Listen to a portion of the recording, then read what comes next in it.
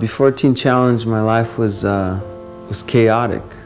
I grew up in church with good parents. I would say things started to kind of fall apart when my parents split up. I sort of took on a spirit.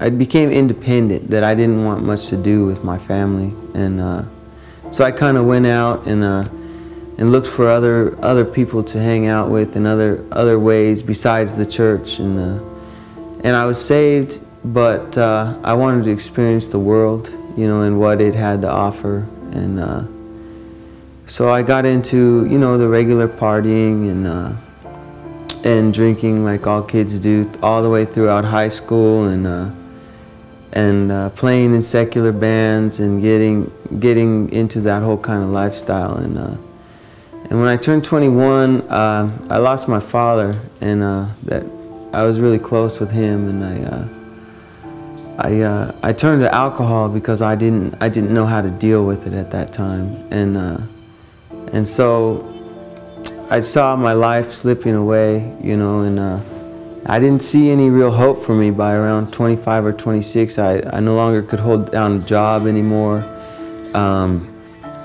You know, I found myself not being able to make rent, not the same person I was, and I developed anxiety disorder with depression and anxiety, and it was a dual diagnosis, and all the psychiatrists and doctors and everybody would get me on prescriptions, but I couldn't quit drinking, and so I got back into church, and it was good, but I found myself living a double life, that I couldn't quit drinking, but I knew the truth, and so I was being pulled both ways, and so it wasn't much of a life at all, really. I couldn't get off the ground. I couldn't hold a job at all. So my existence was just found in a bottle at that point.